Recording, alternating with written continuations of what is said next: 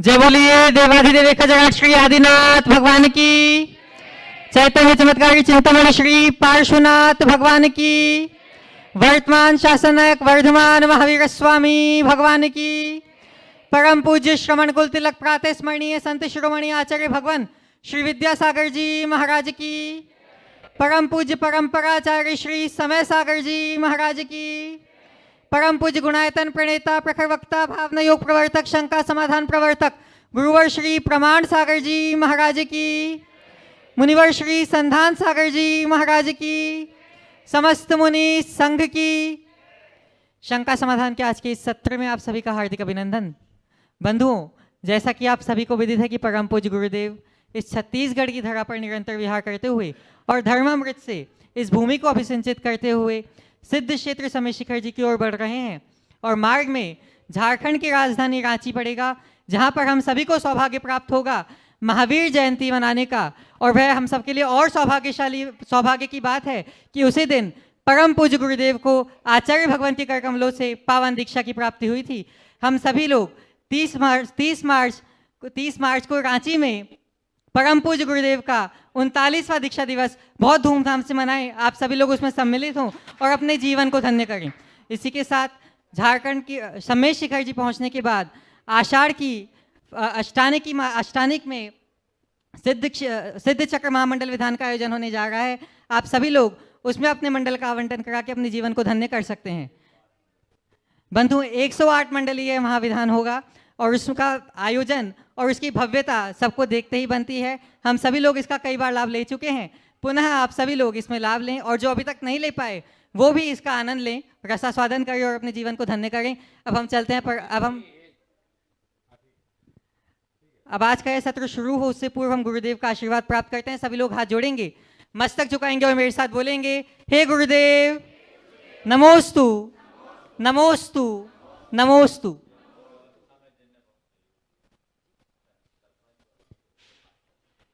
बंधुओं, जैसा कि आप सभी को विदित है कि परम पूज्य गुरुदेव निरंतर गांव-गांव विहार करते हुए और कल अंबिकापुर में भव्य मंगल आगवानी होने जा रही है परम पूज्य गुरुदेव सत्संग की। इसी बीच आज का यह प्रवास पार्वतीपुर ग्राम में हो रहा है, जहां के सरपंच ने बहुत भक्तिभाव के साथ और आत्मीयता के साथ यहाँ व्यवस्थाएं बनाई है। मैं बहुत सम्मान के साथ आमंत्रित कर रहा हूँ श्रीमान चंद्रदेव तिर्की, जो यहाँ के सरपंच हैं एवं जो इस स्कूल के हेडमास्टर हैं ओम कुमार गुप्ता जी को। वे आएंगे एवं परम पूज्य गुरुदेव के चरणों में नमोस्तु निवेदित करके अपने जीवन को धन्य करेंगे और परम पूज्य गुरुदेव के आशीर्वाद से अपने जीवन को सकारात्मकता से ओतप्रोत करेंगे। और आपके सम्मान के लिए मैं आवाज़ दे रहा हूँ श्रीमान शरद जी सरावगी कटनी एवं विक्की भैया कुनकुरी से। आप सभी लोग करतल ध्वनियों से इनकी अनुमोदना करें। बंधुओं,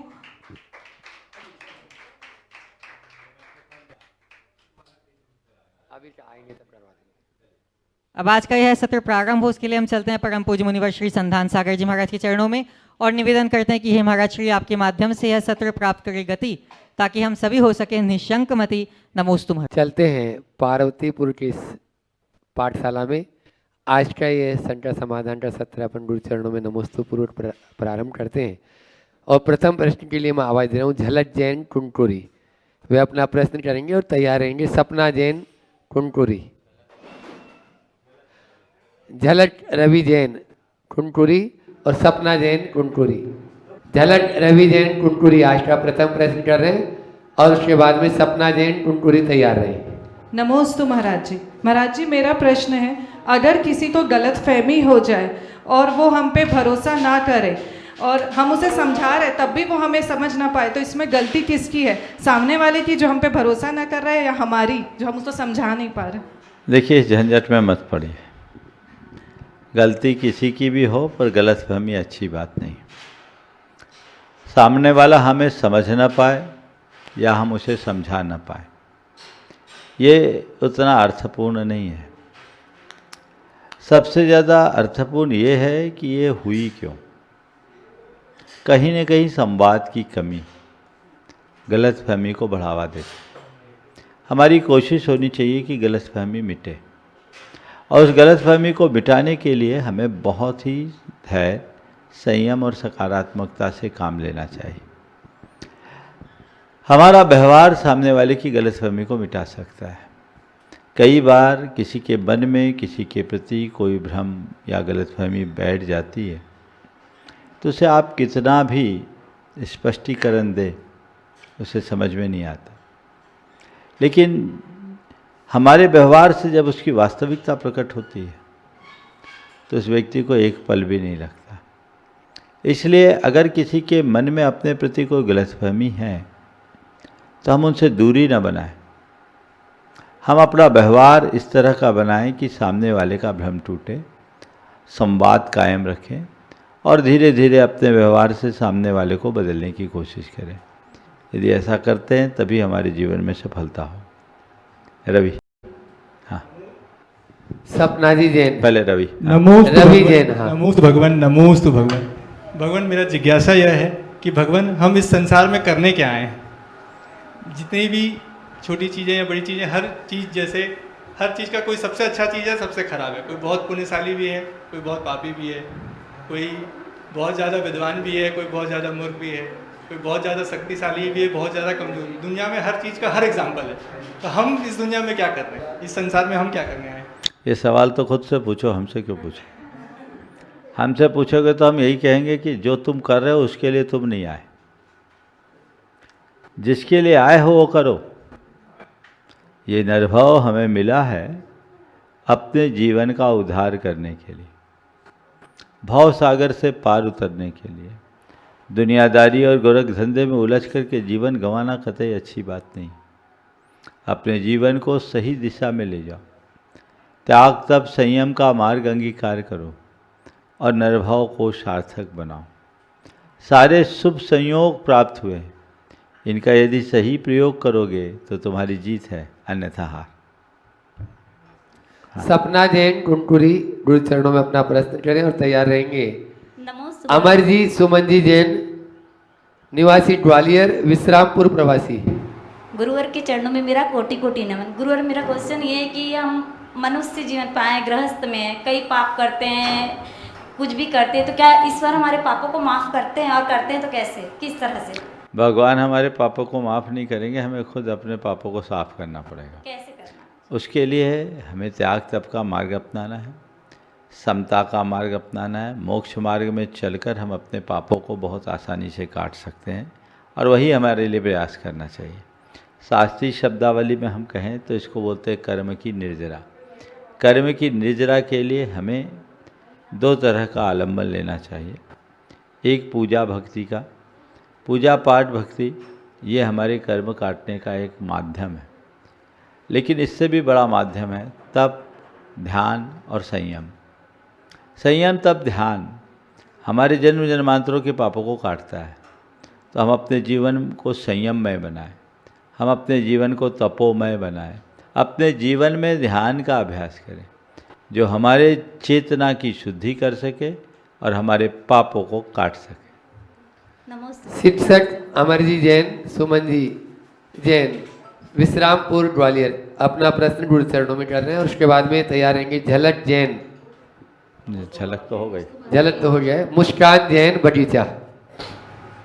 महाराज जी, जीवन में कभी कभी ऐसी समस्याएं आ जाती हैं जिनका निदान समझ में नहीं आता है और इससे तनाव जो है उत्पन्न होता है, तो इस तनाव से कैसे बचें?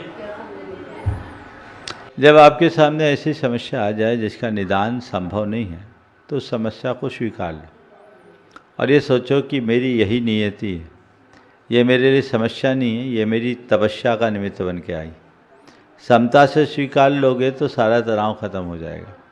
चाहे कितनी भी विषम परिस्थितियाँ हों, परिस्थितियाँ हमें तभी परेशान करती है जब हम उससे प्रभावित होते हैं। यदि हमने अपने आप में उससे अप्रभावित रहने की कला विकसित कर ली, तो कैसी भी परिस्थिति क्यों ना हो, हमारा कोई बाल बांका नहीं होगा, हमारी स्थिति कभी बिगड़ नहीं सकती, हम कभी असहज नहीं हो सकते। तो लग रहा है कि जब इसी स्थिति में जीना मेरी मजबूरी है, स्वीकार कर लो, इसके अलावा तो कोई उपाय नहीं। एक वाक्य कहूँगा, जब चीज़ें नियंत्रण से बाहर होने लगे तो उसे यथास्थिति स्वीकार लेने में ही समझदारी है। ठीक है। नमस्कार। मुस्कान जैन बगीचा अपना प्रश्न करें और तैयार रहेंगे। सम्यक जैन जसपुर। नमोस्तु गुरुवर। गुरुवर, मेरा प्रश्न है कि हमें बीमारियां क्यों आती है? कुछ लोगों का कहना है कि बीमारियां जो है वो पिछले जन्म को कर्म है, तो अगर ऐसा है तो क्या दवाई लेना व्यर्थ है? बहुत अच्छा सवाल है। देखिए, बीमारी के कई कारण हैं, अंतरंग और बहिरंग। कर्मोदय तो एक कारण है ही जो उसका अंतरंग कारण है, और अगर हम देखें तो शरीर के हिसाब से शरीर के रसायनों का परिवर्तन बीमारी का एक कारण है। गलत खान पान, आबो हवा, ये भी हमारी बीमारी का कारण है। कुछ बीमारियां हैं जो संसर्ग से फैलती हैं। हमारी इम्यूनिटी अगर वीक होती है, रोग प्रतिरोधक क्षमता कमज़ोर होती है, तो हम बीमार होते हैं। ये सब कारण है। कर्म शास्त्र से कहता है कि बीमारी कर्म के कारण होती है, रोग अशाता वेदनी के उद्देश्य होता है। अब आपका सवाल है कि अगर बीमारी कर्म से होती है तो दवाई लेने से क्या फ़ायदा, फिर इलाज क्यों कराएं? जब तक कर्म का उदय है बीमारी चलेगी, और जब कर्म मेरा बदलेगा तो बीमारी बदलेगी, तो क्या दवाई मेरे कर्म को बदल देगी?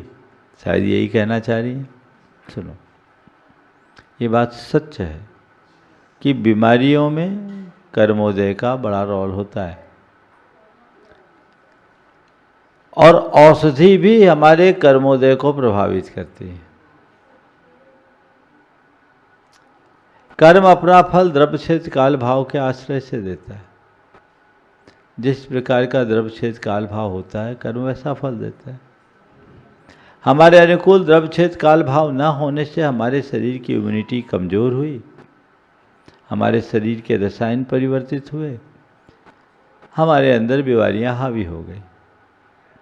हमने औषधि ली, औषधि से शरीर में जिन रसायनों की कमी थी उसकी पूर्ति हो गई, तो हमारे शरीर के रसायनों में बदलाव आ गया। शरीर के रसायन में बदलाव आए तो हमारे कर्मों का द्रव्यक्षेद काल भाव बदल गया। तो जो कर्म तीव्र वेग के साथ उदय में आ रहा था वो मंदा पड़ गया। अशुभ कर्म शुभ कर्म में परिवर्तित भी हो सकते हैं। तो दवा भी कर्म के परिवर्तन का एक बाहरी निमित्त है। ठीक है, इसलिए दवा लेने का निषेध नहीं है, दवा लेना चाहिए, लेकिन केवल दवा पर निर्भर मत रहो। दवा के साथ अपने भाव शुद्धि को रखो। भावना योग पर हुए जितने भी अध्ययन हैं वो बताते हैं कि जो लोग अपने भावों को विशुद्ध बना के रखते हैं वे बड़ी बड़ी बीमारियों से जल्दी मुक्त हो जाते हैं, उनकी बीमारी जल्दी ठीक होती है। तो हम नियमित भावना योग भी करें, अपने भावों को विशुद्ध बनाए रखें, दवा भी लें, दुआ भी करें, दोनों काम हमारे साथ बन सकते हैं, है ना। नमोस्तु गुरुवर। सम्यक जी जैन जसपुर गुरु चरणों में अपना प्रश्न करें और तैयार रहेंगे। प्रथम जैन बगीचा। नमोस्तु महाराज जी। हमारा प्रश्न यह है कि आज के समय में बच्चों को पढ़ाई, मोबाइल और अच्छी संस्कार के बीच संतुलन कैसे बनाना चाहिए? पढ़ाई के समय पढ़ाई करो, मोबाइल का उपयोग उतना ही करो जितना ज़रूरी है, और संस्कारों की मर्यादाओं के ऊपर दृढ़ रहो। तीनों चीज़ें हो जाएगी। पढ़ाई का अपना समय है, मोबाइल का निषेध नहीं, लेकिन मोबाइल से चिपके रहना अच्छी बात नहीं। मोबाइल का प्रयोग करो, लेकिन ये सोचो मैं मोबाइल क्यों रख रहा हूँ और मोबाइल में मुझे क्या देखना है। मुझे वही देखना, उतना ही देखना है जितना कि देखना है। तो मोबाइल का संतुलित उपयोग होगा। और मोबाइल में हम कुछ का कुछ देखेंगे तो हमारा समय भी खराब होगा, हमारे संस्कार भी बिगड़ेंगे। मोबाइल में पढ़ाई की चीज़ें या ज्ञानवर्धक बातें जितनी ज़रूरत है उतने करें। मनोरंजन भी करना है तो जिससे स्वस्थ मनोरंजन होता हो वैसा आलम्बन ले तो मोबाइल का लाभ है, अन्यथा मोबाइल का कोई लाभ नहीं है। हमें संस्कारों की मर्यादा को सुरक्षित रखने के लिए अपने आप को संकल्पों से बांधना होगा। अपने जीवन की एक सीमा रेखा खींच के रखनी चाहिए, एक बाउंड्री लाइन, कि कुछ भी हो ये मेरे जीवन की लक्ष्मण रेखा है, मुझे इसे किसी भी स्थिति में क्रॉस नहीं करना है, इसका उल्लंघन नहीं करना। और जिन बातों से मेरे संस्कार बिगड़ते हैं मुझे उनसे दूर रहना है, चाहे वो मेरे दोस्त हों चाहे और कोई दूसरा एनवायरनमेंट। मुझे ऐसे इन्वायरमेंट से अपने आप को अप्रभावित रहना है, दृढ़ संस्कारी बन करके दृढ़ धर्मी बनना है। ये सोच मन में विकसित कर लोगे तो कभी ऐसी दिक्कत नहीं आई। प्रथम जैन बगीचा और तैयार रहेंगे निधि जैन बगीचा। नमस्ते महाराज। महाराज जी, मेरा प्रश्न ये है कि जीवन में सच्ची खुशी पाने का सबसे आसान तरीका क्या है? सच्ची खुशी पाने का सबसे आसान तरीका, पहले सच्ची खुशी को समझ लो तो तरीका बताऊं। सच्ची खुशी क्या है, बोलो। हाँ, सच्ची खुशी का मतलब क्या? किसको तुम सच्ची खुशी बोलोगे? मन की शांति। सच्ची खुशी का मतलब है अंदर की पूर्ण संतुष्टि, है ना। अब देखो, मैं तुमसे पूछता हूँ, एक आदमी ब्रांडेड जूता पहन के चल रहा है और जूता उसे काट रहा है। दूसरा आदमी नंगे पांव चल रहा है, निश्चिंता से चल रहा है। कौन ज़्यादा खुशी है? किसे ज़्यादा खुशी है? कौन ज़्यादा सुखी है? नंगे पाँव। समझ में आ गया? तो सुखी खुशी जूते में मिली कि मन में? तो अपने मन को अपने से जोड़ो, मन में संतोष बना के रखो। मन में संतोष और संतुलन होगा तो हर पल खुशी मिलेगी। समझ गए? निधि जैन बगीचा गुरु चरणों में अपना प्रश्न करेंगे और तैयार रहेंगे महावीर जी जैन सूरजपुर अंबिकापुर। दोनों महाराज जी के चरणों में बारंबार नमोस्तु नमोस्तु नमोस्तु। छुल्लक जी के चरणों में इच्छामि इच्छामि इच्छामि। गुरुदेव, मेरा प्रश्न ये है कि हम अपने बच्चों को जैन संस्कार देना चाहते हैं, लेकिन स्कूल और मित्रों के वातावरण में बच्चे अलग अलग फैशन की दुनिया में प्रभावित हो रहे हैं। ऐसे में हम अपने बच्चों को श्रावक को संतुलित मार्ग कैसे दिया जाए? बहुत अच्छा सवाल है। ये समस्या बड़ी जटिल है, सबके साथ ये समस्या है। बच्चों को सही मार्ग कैसे दें? बच्चों को औचित्य का बोध कराओ, उन्हें इस बात का एहसास कराओ कि मेरे जीवन में क्या उपयोगी है और क्या अनुपयोगी है। जो चीज़ें उपयोगी है वो क्यों हैं और जो चीज़ें अनुपयोगी है वो चीज़ें क्यों हैं। उनके मन मस्तिष्क में ये बात बता दे कि हमें अपने जीवन की क्या मर्यादा रखनी है, क्या सीमा रेखा रखनी है। यदि इतनी बातें हम बना करके बचा करके रखेंगे तो कभी किसी प्रकार की घटना ही नहीं होगी, और उसका उल्लंघन कर देंगे तो हमारा रास्ता कभी प्रशस्त नहीं होगा। इसलिए अपने आप को हमेशा बचा के रखना चाहिए, बच्चों को सजग रखें और उनको संस्कार थोपे नहीं, संस्कार गढ़ें, संस्कार जगाएं। उनके अंदर 4 बातें जगा दो। पाप का डर, संवेदनशीलता, प्राणियों के प्राणों का महत्व बताओ। किसी भी प्राणी की हिंसा कितना बड़ा पाप है इसका एहसास कराओ। हमें दूसरे प्राणियों के प्रति कितना गंभीर और सजग रहना चाहिए इसका उन्हें एहसास कराओ।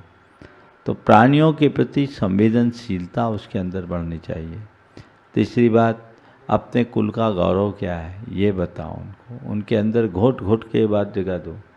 और चौथी बात, अपने जीवन की मर्यादा क्या होनी चाहिए, इनका पाठ पढ़ा दो। ये चारों बातें यदि बच्चे के मन मस्तिष्क में अच्छे से अंकित कर दे, वो कहीं भी जाए कभी नहीं भटके। वैशाली जी वे भी अपना प्रश्न कर रहे हैं और सज्जन जी उनके साथ में आ जाए। सज्जन वैशाली जी बगीचा गुरु चरणों में अपना प्रश्न करें और तैयार रहेंगे। इसके बाद में प्रीति जैन बगीचा। महाराज जी के चरणों में नमोस्तु नमोस्तु नमोस्तु। महाराज जी, इच्छा और आवश्यकता ये 2 शब्द क्या एक हैं?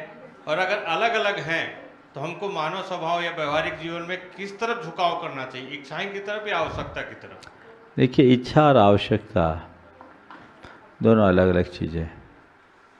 आवश्यकता हमारे जीवन की ज़रूरतों के अनुरूप होती है, इच्छा का उससे कोई संबंध नहीं।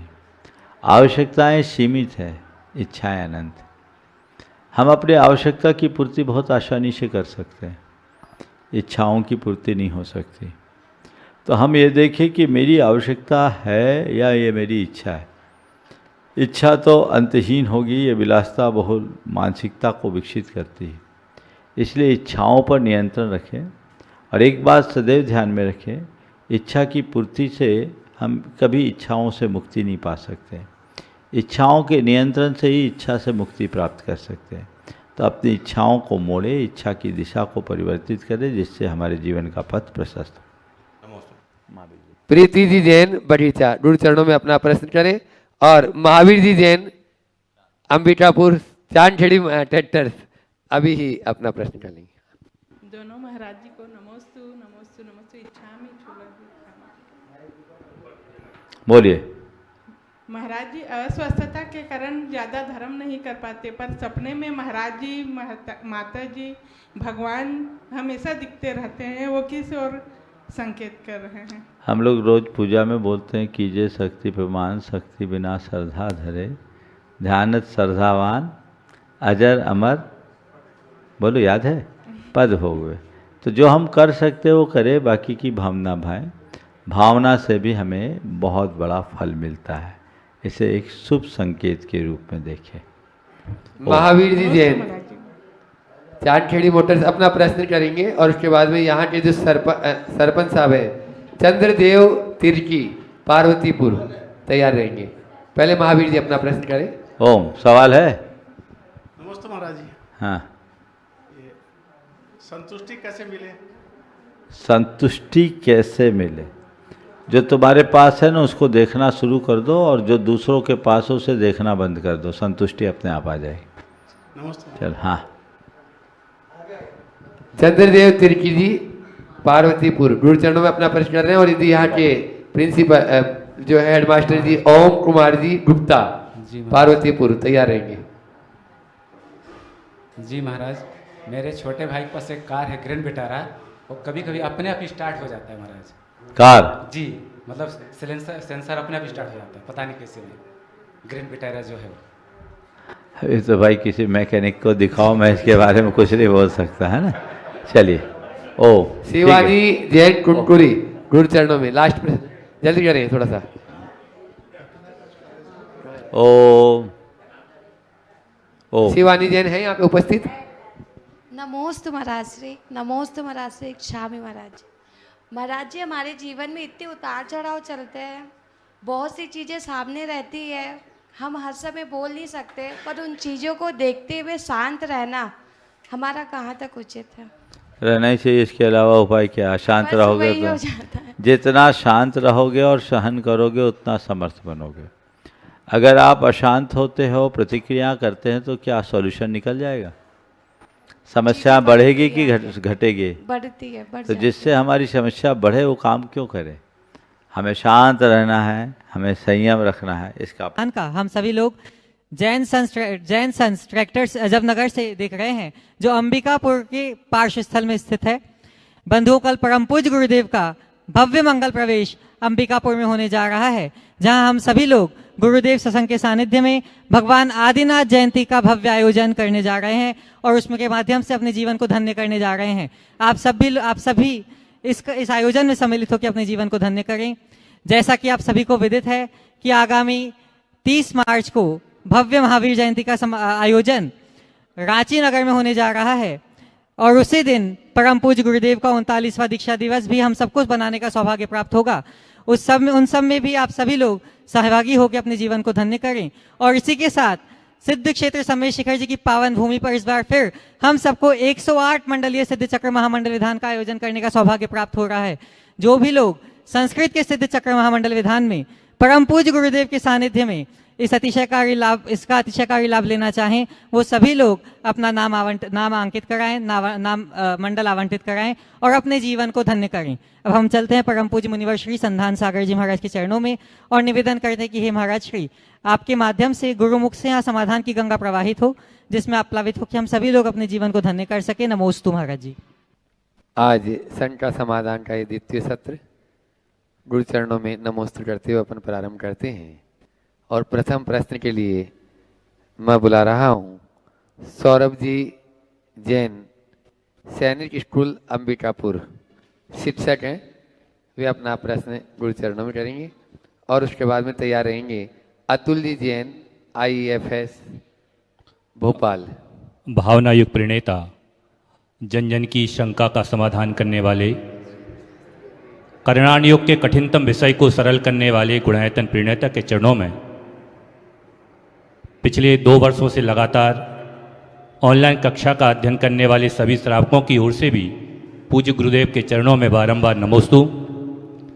महाराज जी, एक प्रश्न हमेशा आता है कि आपके जितने भी ग्रंथों को हमने पढ़ा या समझा, उनमें एक शब्द हमेशा कॉमन रहता है, वो है जीवन। इसी के साथ एक और प्रश्न मैं चाहता हूँ महाराज श्री। जब मैं आज आपके साथ पद विहार कर रहा था तो एक बात मन में आ रही थी कि हमने सुना था आचार्य कुंद देव से लेकर के आचार्य उमा स्वामी भगवान तक चारण रिद्धिधारी हुआ करते थे, ऐसा किंवदंती है। क्या वर्तमान में ऐसे कुछ मुनिराज हैं? क्योंकि हम लोग तो अदृश्य रूप से तो देख सकते हैं, लेकिन दृश्य रूप से आप ही इसको देख सकते हैं। तो क्या ऐसे वर्तमान में ऐसे भी आचार्य आज हैं या मुनि महाराज ऐसे हैं जो ऐसा लगता है कि वो चारण रिद्धिधारी हैं? क्या कभी कभी ऐसा लगता है, क्योंकि हम 1 किलोमीटर 2 किलोमीटर ज़्यादा से ज़्यादा 10 किलोमीटर चलते हैं तो थक जाते हैं, लेकिन हमें पता नहीं चलता आप कैसे चलते हैं। तो क्या ऐसी शक्ति हमें तो दिखाई नहीं दे रही है, अदृश्य रूप से है, क्या ऐसी होती है? और जीवन के बारे में पूछ रहा था महाराज श्री। आप हमेशा 4 बातों के बारे में बात करते हैं, क्या जीवन को 4 शब्दों में या 4 बातों में हम समझ सकते हैं? क्या आखिर जीवन क्या है? नमोस्तु। पहले तो मैं चाहूँगा एक बार डॉक्टर सौरभ का जोरदार अभिनंदन करें। सांगानेर के स्नातक के रूप में वहाँ से अध्ययन कर आज सैनिक स्कूल में अध्यापन करा रहे हैं, और मुझे इस बात की प्रसन्नता है कि अध्यापक की एक कर्म के साथ साथ आप स्वाध्याय से जुड़े, आगे भी जुड़े रहे और लोगों को स्वाध्याय से जोड़े रखे। मैं यही अपेक्षा रखता हूँ। आपने जो सवाल किया कि क्या चारण रिद्धिधारी महाराज वर्तमान में हैं, वर्तमान में कोई महाराज, कोई मुनि चारण रिद्धिधारी नहीं, क्योंकि पंचम काल में इस तरह की रिद्धियाँ नहीं होती। हाँ, जो आपका सवाल है कि मुनियों के साथ विहार करने में हम लोगों को थकान नहीं लगती, तो उसका एक कारण है कि मुनियों के पास चुंबकीय आकर्षण होता है, जिससे लोग खींचते चले आते हैं और उन्हें अपनी पीड़ा का एहसास नहीं होता। ये हम मान सकते हैं। और जिनके साथ जुड़ाव होता है, हम इच्छापूर्वक जुड़ जाते हैं, तो फिर कठिनाई भी हमें अच्छी लगने लगती। आपने कहा है कि आपके अधिकतर ग्रंथ जीवन से जुड़े हैं। मैं आपसे इतना ही कहता हूँ, मैं बातें जीवन की ही करता हूँ और जीने की ही करता हूँ, क्योंकि जो भी बातें हैं वो जीवन के लिए हैं और जीने के लिए। आपने पूछा है कि जीवन को हम 4 बातों के रूप में परिभाषित करें तो कैसे करें? तो मैं कह सकता हूँ, जीवन एक सपना है, इसे साकार करो। जीवन एक सपना है, इसे साकार करो। जीवन अपना है, जीवन सपना है, इसे साकार करो। जीवन अपना है, इसे स्वीकार करो। जीवन सपना है, इसे साकार करो। जीवन अपना है, इसे स्वीकार करो। जीवन तपना है, अंगीकार करो। जीवन परीक्षा है, मन को तैयार करो। यदि ये चीज़ें हम अपने जीवन में धार लें तो मैं समझता हूँ अपने जीवन को हम समग्रता से देख पाएंगे, समझ पाएंगे और जीवन को आगे बढ़ा पाएंगे। नमस्ते गुरुदेव। अतुल जी जैन, IFS भोपाल। मेरी माँ वे अपना प्रश्न गुरु चरणों में करें और उसके बाद तैयार रहेंगे अनिल जी अग्रवाल, पिंटू भाई, अंबिकापुर। मेरी माँ कमला देवी जैन व संपूर्ण परिवार की तरफ से गुरुवर भगवान आपको, संधान सागर महाराज जी को त्रिवार नमोस्तु नमोस्तु नमोस्तु। गुरुवर, वैसे तो जगत के जितने भी श्रद्धालु हैं, श्रावक हैं, आप पर, उन सभी पर आपकी वात्सल्य, स्नेह और आशीर्वाद की बारिश होती है, पर मेरे परिवार पर आपकी विशेष अनुकंपा रही है गुरुवर। अभी पिछले महीने गुरुवर मैं दादा दादी बना, मेरी 2 पोतियां हुई, आज उनका 1 माह पूर्ण होने जा रहा है। गुरुवर, इस अवसर पर मैं उन्हीं के संबंध में एक प्रश्न पूछना चाह रहा हूँ। मेरी जो पुत्रवधू हैं गुरुवर, सुरुचि, वो पिछले 1 वर्ष से इस ड्यूरेशन में, हालांकि वो जॉब करती हैं, लेकिन सुबह के जो समय रहा है लगभग 1.5 घंटे का, वो पिछले 1 साल से लगभग अनवरत उन्होंने भावना योग किया। गुरुवर जो आप बताते हैं उस डिज़ाइन प्रैक्टिस के हिसाब से, और आपके प्रवचनों का अनुसरण किया, और उस तरह से उन्होंने अपने गर्भस्थ समय की मतलब ध्यान दिया। मैं इसी संबंध में यह प्रश्न पूछना चाह रहा हूँ गुरुवर, आप इस मंच से इस संबंध में कई बार इस तरह के प्रश्न पूछे गए हैं, बट आप प्रमाणित ज्ञान के अथाह सागर हैं गुरुवर। आप जब भी इस प्रश्न को जब जिस ढंग से जवाब देते हैं तो एक नया दृष्टिकोण इसमें से उभर कर आता है गुरुवर। तो मैं पूछना चाहता हूँ गुरुवर कि बच्चों के जो नवजात शिशु हैं उनके लालन पोषण में मेरे 2 प्रश्न हैं गुरुवर, कि एक माता पिता को शुरू के 5 सालों में उनके संतुलित व्यवहार, एक व्यक्तित्व बनाने के लिए क्या क्या प्रयास करने चाहिए गुरुवर, उनको किस तरह से आगे बढ़ना चाहिए। गर्भावस्था की बात अलग है, वह एक पार्ट 1 हो गया। उनको अपने जीवन में आगे बढ़ने के लिए उनको क्या ध्यान देना चाहिए, और दूसरा गुरुवर हम एज ए दादा दादी हम लोगों को क्या करना चाहिए और क्या नहीं करना चाहिए। शुरू के 5 वर्ष बहुत महत्वपूर्ण होते हैं उनके इस व्यक्तित्व के विकास के लिए। पहले तो मैं चाहूँगा एक बार अतुल जी का भी जोरदार अभिनंदन करें। ये वरिष्ठ अधिकारी होने के साथ साथ एक अच्छे श्रावक हैं, और इन्होंने अपने पूरे सेवा काल में धर्म, समाज और संस्कृति की रक्षा के लिए जो बेहतर हो सका है किया है, और आज भी इनका प्रयास जारी है। हमें ऐसे लोगों का जोरदार अभिनंदन करना चाहिए। आपने जो सवाल किया है कि संतानोत्पत्ति के उपरांत आरंभिक 5 साल में माँ बाप बच्चे के आप पालन पोषण कैसे करें, और उनके दादा दादी का उन बच्चों के प्रति क्या व्यवहार।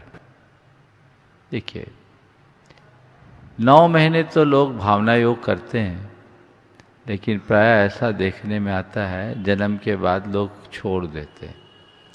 तो पहली सलाह तो मेरी ये है कि उस भावना योग को ही बच्चों की लोरी बना दें। भावना योग से जगाएं और भावना योग से सुलाएं। बच्चे के अंदर वो संस्कार बना रहेगा और वह पल्लवित होकर उसके व्यक्तित्व को गढ़ेगा। दूसरी बात, कहा जाता है लाल ये चतुवर्षानी, 4 वर्ष तक बच्चे को लाड प्यार से रखना चाहिए। उसके मनोभाव को किसी भी प्रकार से आघात नहीं पहुंचाना। जी गुरु। इसका अर्थ ये नहीं कि उसकी हर जिद को पूरा करना, लेकिन इसका अर्थ ये है कि उसके भावनात्मक दृष्टिकोण को समझना, अच्छी बातों के लिए उत्साहित करना और बुरी बातों की समझ उसके अंदर विकसित करना, ताकि वो धीरे धीरे उनसे दूर हो सके। प्राय ये होता है कि प्रारंभिक 4 वर्षों में जब बच्चा थोड़ा नटखट हो जाता है, काम वाम नहीं करने देता या चीज़ों में तोड़ फोड़ करना शुरू कर देता है, तो माँ बाप झल्ला कर उसके साथ छुकाई पिटाई कर देते हैं या उसके साथ डांट डपट कर देते हैं, उसके साथ खींचपूर्ण व्यवहार करते हैं। मनोवैज्ञानिकों का कहना है कि इसका उस संतान पर बड़ा विपरीत असर पड़ता है। उसके मन में कुंठाएं जम जाती है, जो वयस्क होने के बाद विभिन्न रूपों में प्रकट होती है, और वह उसका माँ बाप के प्रति उसके व्यवहार को असामान्य बना देता है, कई बार क्रूर भी बना देता है। उसकी संवेदना और निष्ठा दिनों दिन कम होने लगती। तो उसकी भावनाओं की कद्र करते हुए लाड प्यार से रखे, जिद्दी न बनने दे, उसे अच्छी प्रेरणा दे, उसे समय दे।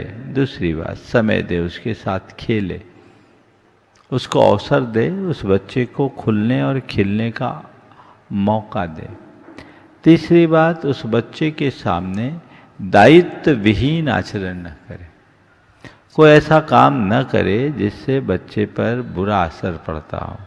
कई बार ऐसा होता है, मजाक मजाक में पिता कहता माँ की चोटी खींच और माँ कहती है पापा को थप्पड़ मार।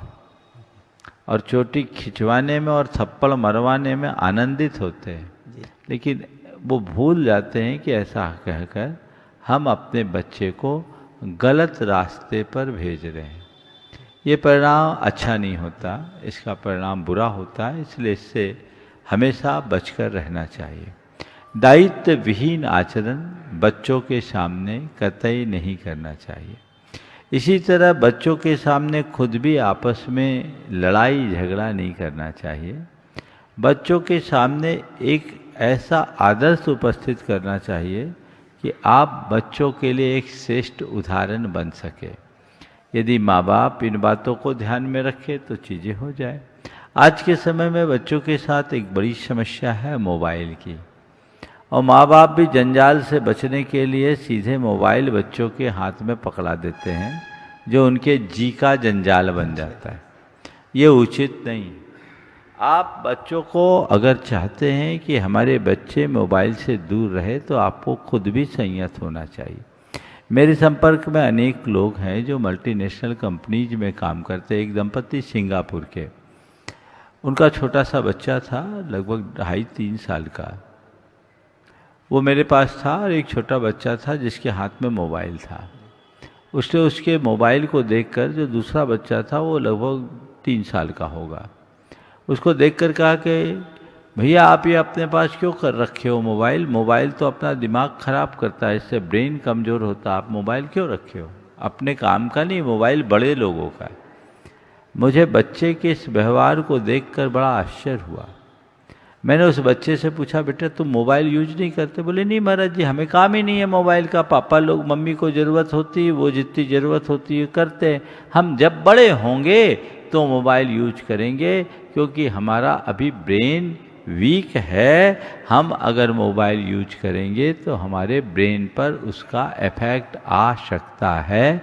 एक 2.5-3 साल के बच्चे के ये जवाब सुनकर मैं आश्चर्यचकित रह गया। मैंने उसके माँ बाप से पूछा तो सुनकर के मज़ा आ गया। उसके माँ बाप ने कहा महाराज जी हम लोग आपको सुनते हैं, फॉलो भी करते हैं। जब से पेट में आया तब से हम लोगों ने एक नियम ले लिया कि आज के बाद से हम इंटरनेट का प्रयोग ऑफिस आवर के अलावा नहीं करेंगे।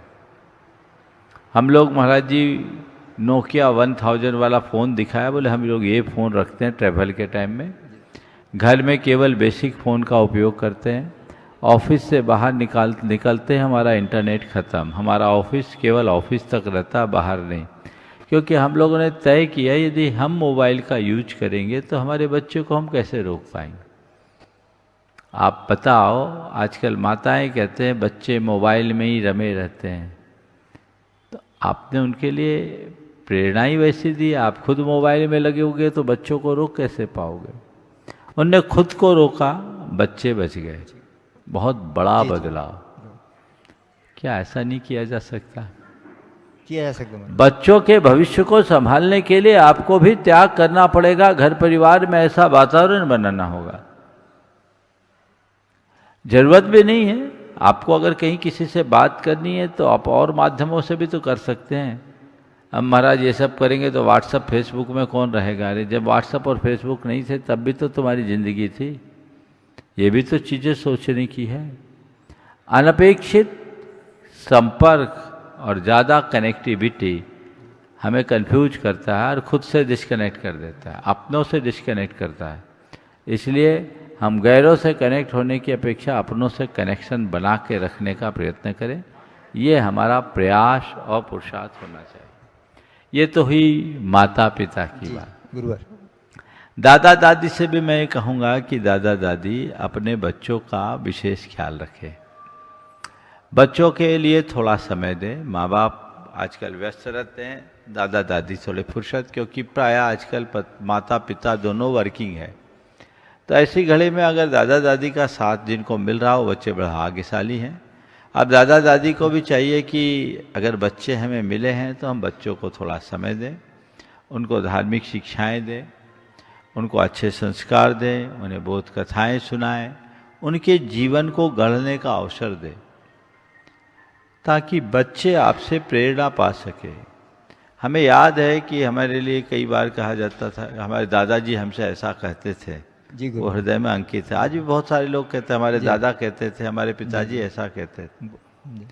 तो आपके नाती पोते के अंदर भी ये बात आनी चाहिए ना, जो जीवन भर याद रहे।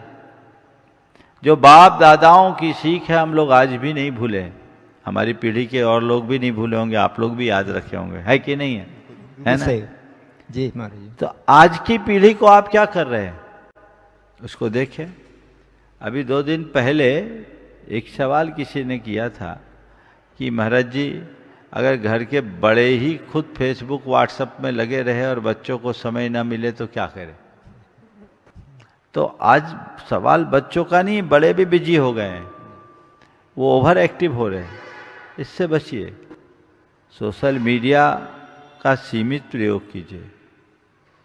अब तो कहाँ कहाँ आप अपने आप को इंगेज करने लगे, वहाँ से समय निकालिए, बच्चों के लिए समय दीजिए, स्नेह दीजिए, संस्कार दीजिए और उनके भावी जीवन को गढ़ने का प्रयास कीजिए।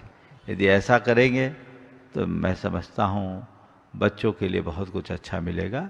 बच्चों के एक अच्छे दोस्त बन सकते हैं दादा दादी, और उनके लिए एक अच्छे प्रेरक बन सकते हैं, एक अच्छे आदर्श बन सकते हैं, तो बहुत बड़ा बदलाव है। अनिल जी अग्रवाल, पिंटू भाई।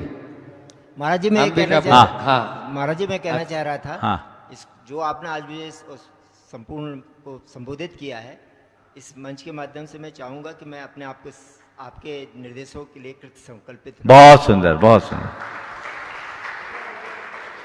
अनिल जी अग्रवाल अपना प्रश्न करें और तैयारी आशीष जैन इंदौर, साथ में इंदौर चातुर्मास के यजमान विजय जी पाटोदी सपत्नीक। महाराज जी को मेरा नमस्तु।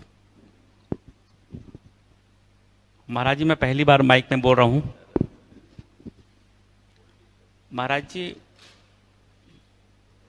मैं खेती करता हूँ। अभी हमने 10,000 अमरूद के पौधे लगाए हुए हैं और वो करीब 1.5 साल हो गया उसको लगे हुए, और 5 महीने से हम पहले पेस्टिसाइड यूज करते थे उसमें, और अभी ऑर्गेनिक में चालू किए हैं उसको, ऑर्गेनिक में करने के लिए।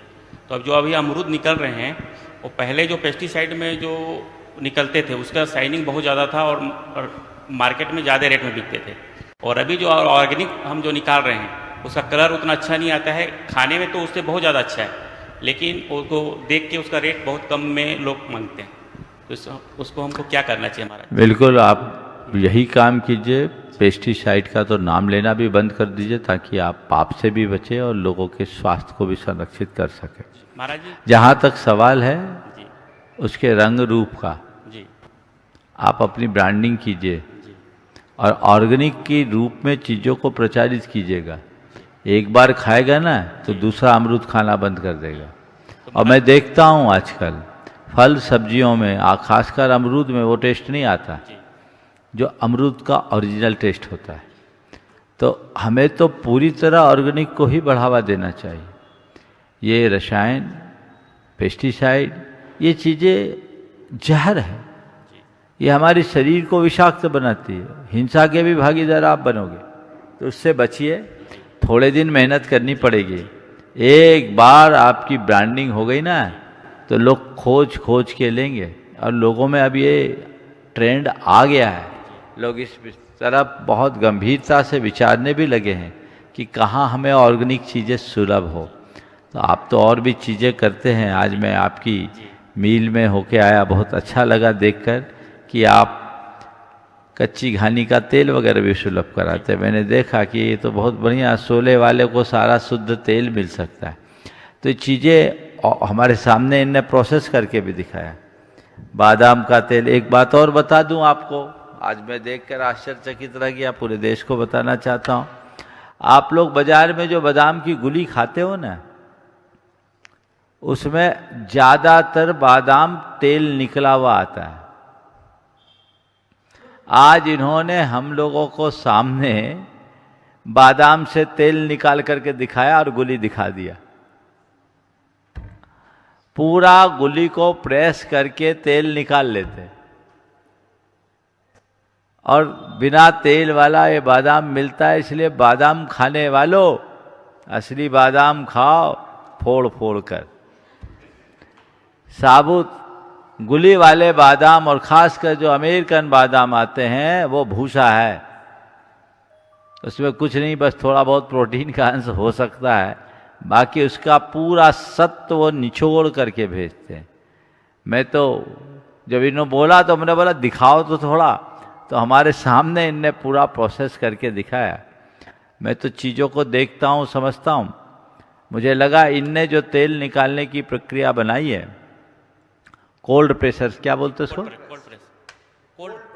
कोल्ड प्रेस्ड, वो एकदम ऐसा है कि सोले का सब प्रकार का तेल आप निकलवा सकते हो, जिसमें पानी की कोई बूंद नहीं रखती, चाहे जितनी भी हो। मुझे बहुत अच्छा लगा और मैंने तो कहा इसी प्रोसीजर से जो तेल निकलता है वो लोगों को सुलभ करना चाहिए। आप अच्छा कार्य कर रहे हैं और मैं आपसे कहूँगा अनिल भाई, कमी तो तुम्हारे पास कुछ है नहीं, समझ गए? तो तुम्हें पैसा मिले ना मिले, संकल्प ले लो कि पेस्टिसाइड का तो एक कण नहीं डालूंगा। ले लो आज प्रतिज्ञा, बहुत अच्छा लगे। हैंड तो मौत तो हो नहीं, मैं पाप की कमाई क्यों खाऊं? कुछ नहीं होगा, हम रूखी रोटी खा लेंगे, लेकिन हिंसा के मूल्य पर चुपड़ी रोटी खाना हम पसंद नहीं करेंगे, समझ गए? वो पाप के भागी तो तुम ही हो गए। और मुझे पक्का पता है थोड़े दिन कठिनाई आ सकती है, दीर्घकालिक परिणाम अलग होगा। बिल्कुल लोग जानने लगेंगे कि रंग रूप खराब है तो क्या हुआ, चीज़ अच्छी है।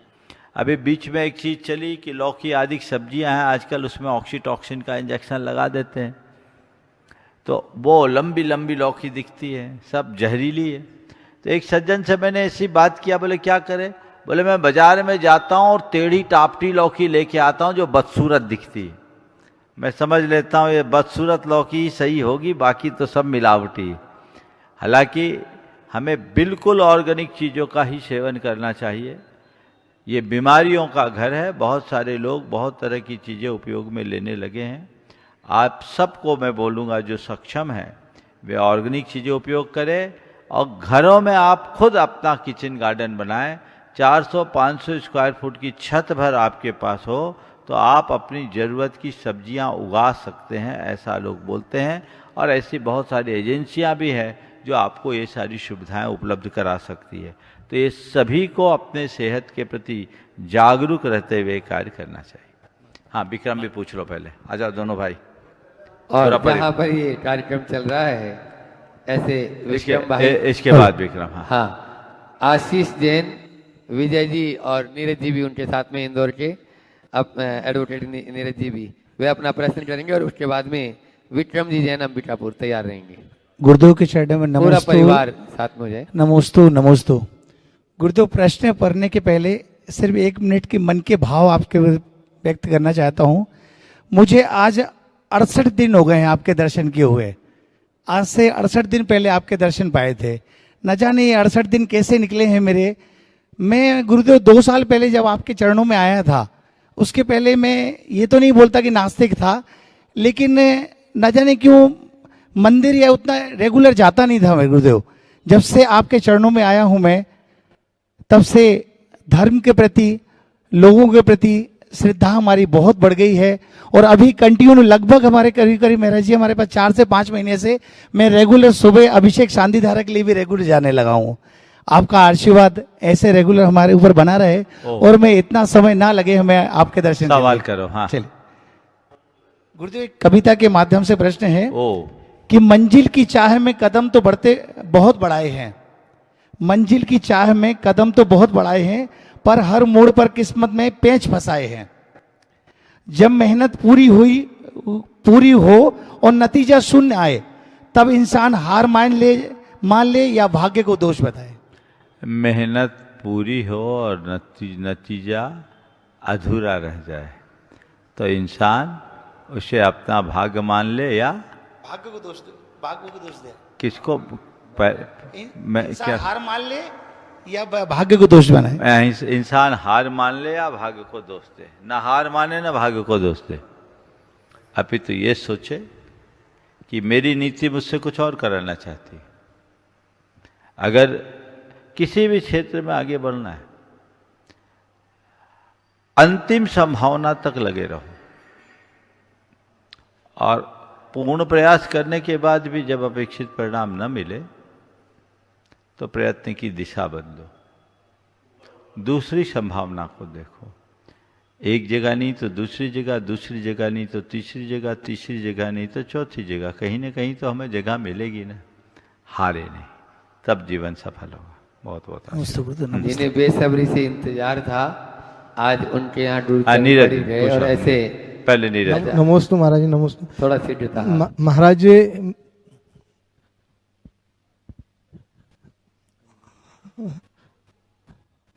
महाराज जी, जब हम लोग आपके साथ विहार करते हैं, परिवार की सहमति लेके और परिवार की अनुमोदना रहती है, पत्नी बच्चों की, माँ की, तो बिहार में हम तो चल रहे हैं आपके साथ, तो हमारे को तो पुण्य का अर्जन हो रहा है, ये तो समझ में आता। बाकी उनकी अनुमोदना की वजह से हम आ रहे, तो उन लोगों को भी क्या उसका पुण्य लाभ मिलेगा? ये बता, वो तुम्हें नहीं आने देती तो तुम यहाँ आते क्या? नहीं आ पाते। अगर फोन पे रोने लगे तो छोड़ के भागोगे कि नहीं? नहीं। इसलिए आभार मानो कि तुम्हारी कृपा से हम गुरु सेवा में लगे हैं।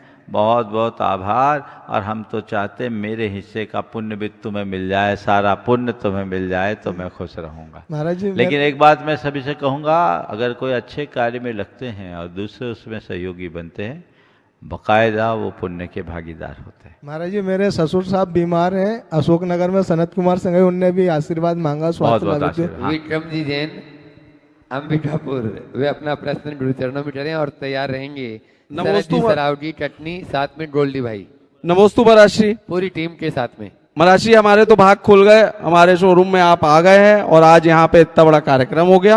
और महाराज जी, मेरे से हर मेरा दोस्त बोलता है तुम्हारे महाराज जी है, तुम बहुत बोलते हो, क्या है महाराज जी, क्या है उनका अतिशय? मैं बोलता हूँ 2 साल पहले मैं क्या था और अब मैं क्या हूँ, यह है उनका अतिशय। महाराज श्री, ये जो सम्यक ज्ञान है, क्या वो भव अनुगामी होता है? और अगर वो भव अनुगामी होता है तो उसको हम मुक्ति तक अपने साथ हर भव कैसे रख सकते हैं?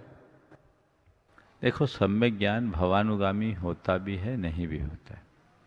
यदि किसी का सम्यक दर्शन बना हुआ है तो सम्यक ज्ञान उसके साथ चलता है, और सम्यक दर्शन छूट जाए तो ज्ञान भी अज्ञान बन जाता है। अगर हमारा सम्यक दर्शन छायिक सम्यक दर्शन हो गया तो हमारा ज्ञान केवल ज्ञान में परिवर्तित होकर मुक्ति तक बना रह सकता है। इसलिए हमेशा सम्यक ज्ञान के साथ सम्यक दर्शन की भावना भाव। नमोस्तु। सरावजी चटनी, गोल्डी जी, अपनी पूरी टीम के साथ में, विपिन जी क्रोधमा भी उनके साथ हो जाए, और समय रहा तो फिर अंजू जी छाबड़ा रांची, शकुंतला जी छाबड़ा रांची उनके साथ में। गुरु जी के चरणों में त्रिवार नमोस्तु। गुरु जी, बिहार के समय में दोपहर में एक क्लास आपके द्वारा आराधना सार की लगाई जा रही है। कुछ दिनों पहले उसमें एक शब्द घर में बनने वाले पारंडा के बारे में, घर में बनने वाले पारंडा के बारे में, उसके बारे में आपने उसके समझा रहे थे।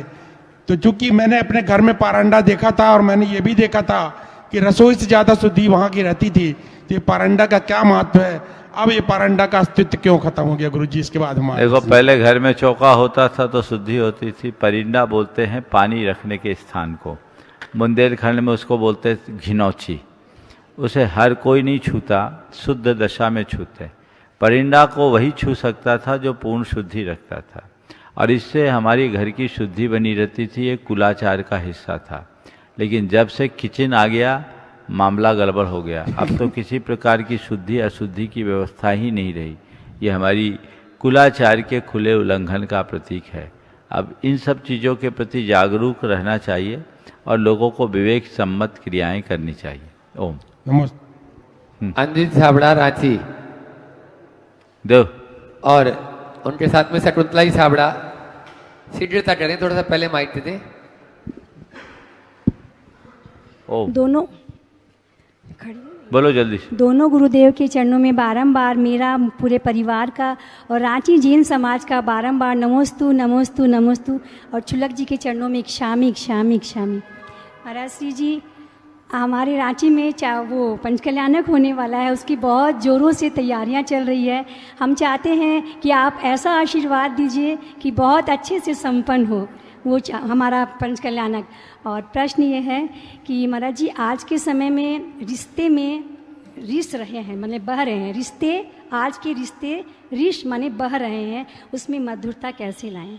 रोज तो वही उपदेश देता हूँ, रिश्तों में मधुरता बातों से नहीं आएगी, हमारे व्यवहार से आएगी। जीवन में माधुर्य हो तो रिश्तों में माधुर्य हो। हम एक दूसरे के पास साथ सद्भाव रख करके चलेंगे, निश्चित माधुर्य आएगा। रांची के पंचकल्याणक की आपने बात की, हमारी गाड़ी उसी दिशा में चल रही है और बहुत तेजी से चल रही है। इस प्रकार आज के इस सत्र को परम पूज्य गुरुदेव के चरणों में नमन अर्पित करते हुए यहीं पर विराम। बोलिए अहिंसा परमो धर्म की जय।